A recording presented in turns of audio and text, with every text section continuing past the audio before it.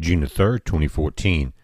Guys, I want to do a couple of updates. One is the sun. We're still watching this filament come around, and we've got the updates on the flare that we saw and the coronal mass ejection. Now, the M1 flare we saw was Earth-facing. It came from that sunspot you're seeing. But there was a large CME that's showing up on some of the other satellites, and I'll show you that it's going off to the right side. Now, there's some interesting things that are going on here. This is stereo ahead. You can tell that it's a backside flare here because Earth is to the left in this image. Stereo ahead is in Earth's orbit, but ahead of it, looking back. Now, let's go back to Earth facing. I'll show you this. We're seeing activity pick up, and that's one of the points of this video. Here you'll see as it goes out, you see several frames that are not there from 5 to 1400, but they are on the still images, and they'll probably add them into this later. But I'll also show it to you on LASCO C3, and that will kind of give you an idea of the size of this. Again, big light bulb in the sky there going off, guys. But it's not tracking at Earth. It's going down into the left. But this is what we're watching. This is a filament. This is ground-based from Hawaii. Now, that filament is half the diameter of the sun. Look at that.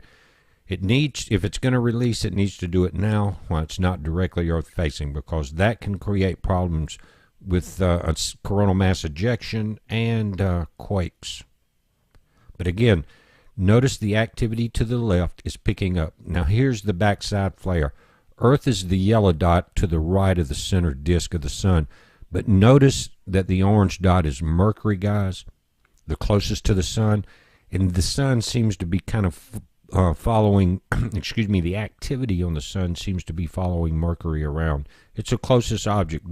It's an electric universe. It's not hard to, understand that. Here's our filament. You can see the long tail going down.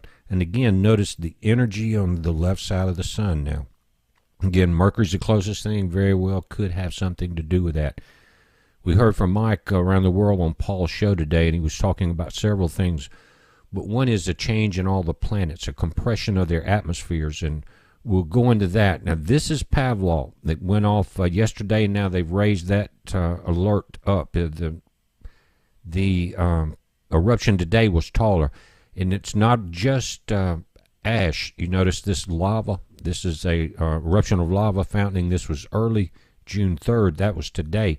The first image was yesterday on the 2nd. Before I end this, I want to go back to the latest updated image. This just came in from the SDO from NASA, guys, and you can see that the filament is still there. And it's actually all connected through this one field of energy, guys. It looks like a great red dragon if you look at this thing. And again, it needs to release now because it's getting into some dangerous territory when it starts getting surrounded by these active sunspots. But it's a heads up. We're going to be watching it. Be safe.